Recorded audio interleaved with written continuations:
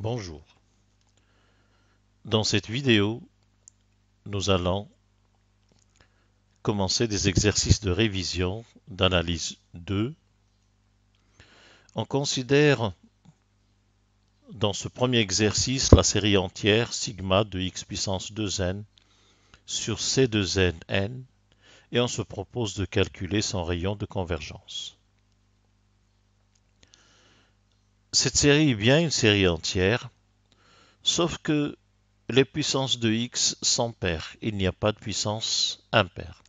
Cela signifie que si on l'écrit sous la forme an x puissance n, nous avons a indice 2n est égal à 1 sur c 2n n et a indice 2n plus 1 égale 0, puisqu'il n'y a pas de puissance impaire. Ce qui montre bien que on ne peut plus chercher la limite de an plus 1 sur an lorsque n tend vers l'infini pour trouver le rayon. Nous allons plutôt ici considérer le terme général un qu'on va appeler un de x et qui est égal à x puissance 2n sur c 2n n pour lequel nous allons supposer x fixé. Lorsque x est fixé, ceci est le terme général d'une série numérique.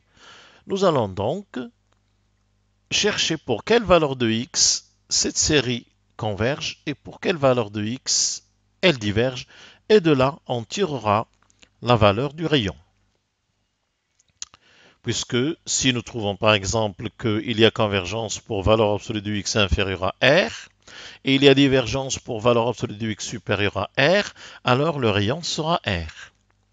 Alors, pour chercher pour quelle valeur de x il y a convergence, nous allons appliquer la règle d'Alembert à cette série numérique, un plus 1 de x sur un de x, lorsque n tend vers plus l'infini. Il s'agit donc de la limite lorsque n tend vers plus l'infini de valeur absolue de un plus 1 de x, c'est x puissance 2 facteurs de n plus 1, ou bien 2n plus 2, sur c 2 facteurs de n plus 1, 2n plus 2 et n plus 1, multiplié par l'inverse de un, à savoir c 2n n sur x puissance 2n. Notons que les termes sont positifs, on peut se passer ici de la valeur absolue. Si nous simplifions les x, nous avons quand n tend vers l'infini, x puissance 2n plus 1 plus 2, 2n plus 2 avec x puissance 2n va nous laisser x au carré. Pour les termes c2n n, c'est 2n factoriel sur n factoriel fois 2n moins n factoriel, donc encore n factoriel, multiplié par l'inverse de ce coefficient binominal qui est égal à n plus 1 factoriel fois 2n plus 1 moins n plus 1, c'est encore n plus 1 factoriel, et divisé par 2n plus 2 factoriel. Nous allons simplifier les factoriels et nous obtenons, c'est la limite quand n tend vers plus l'infini de x au carré. Alors, factoriel n plus 1 et factoriel n vont laisser n plus 1 en haut. De même avec factoriel n plus 1 ici, factoriel n. Il nous reste donc en haut n plus 1 fois n plus 1 au carré, sur factoriel 2n et factoriel 2n plus 2 vont se simplifier. Factoriel 2n plus 2 est égal à 2n plus 2 fois 2n plus 1 fois 2n, et à partir de 2n, ça se simplifie avec les termes qui sont là. Il ne reste que les facteurs en bas 2n plus 2 et 2n plus 1. Les autres se simplifient avec factoriel de 2n. Cette limite se calcule en remarquant, quand n tend vers plus l'infini, x au carré, en remarquant que là nous avons une fraction rationnelle en n et que pour avoir sa limite, il suffit de localiser les termes de plus haut degré. Au numérateur, le terme de plus haut degré est n au carré. Et en bas, nous avons 2n fois 2n, 4n au carré. Donc, n au carré, c'est la limite sur 4n au carré. C'est la même limite. Et donc, on trouve égal x au carré sur 4. On peut l'appeler L. Voici ce que nous donne la méthode d'Alembert pour cette série numérique. Nous avons donc trouvé que la limite de un plus 1 de x sur un de x en valeur absolue, quand n tend vers plus l'infini, égale cette valeur x carré sur 4, L.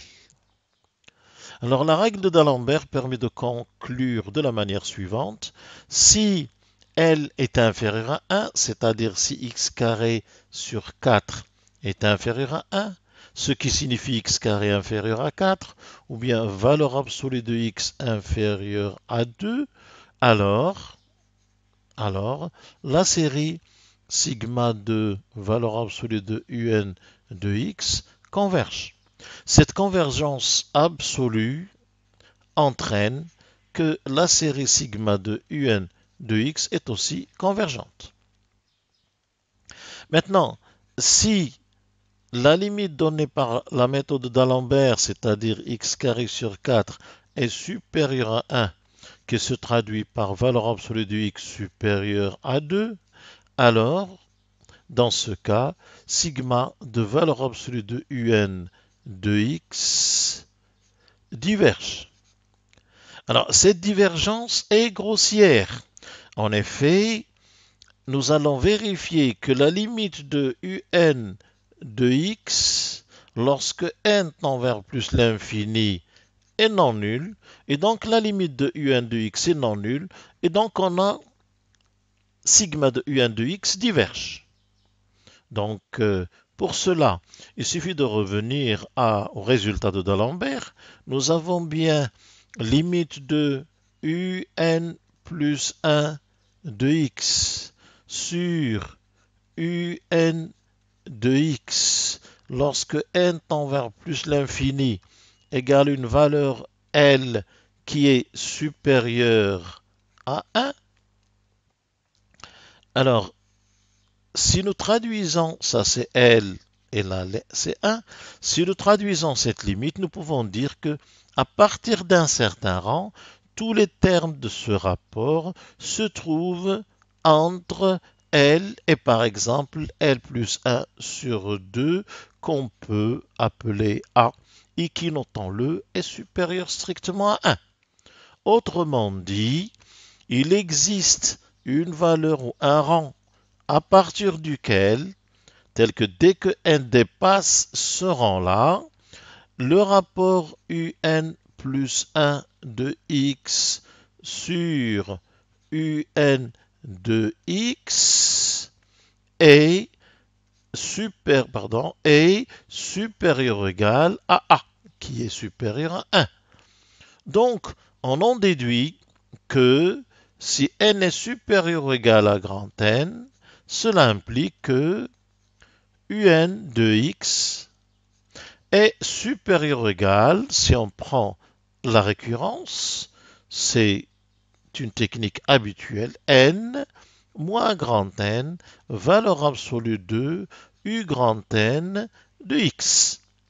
Alors nous avons ici n est une constante, ce terme est constant, a est supérieur à 1, ce terme tend vers plus l'infini, quand n tend vers l'infini, grand N est constant, et par conséquent, nous avons la limite par encadrement, par minoration, la limite de un de x, lorsque n tend vers plus l'infini, est égal à plus l'infini, ce qui montre en particulier que la limite de un de x lorsque n tend vers plus l'infini n'est pas nul, et cette condition est suffisante pour conclure que la série un de x sans valeur absolue diverge.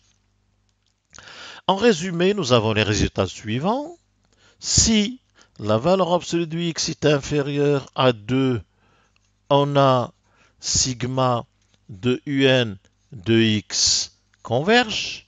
Et si la valeur absolue de x est supérieure à 2, alors sigma de un de x diverge. Ceci prouve bien, d'après la définition, que le rayon est égal bien à 2.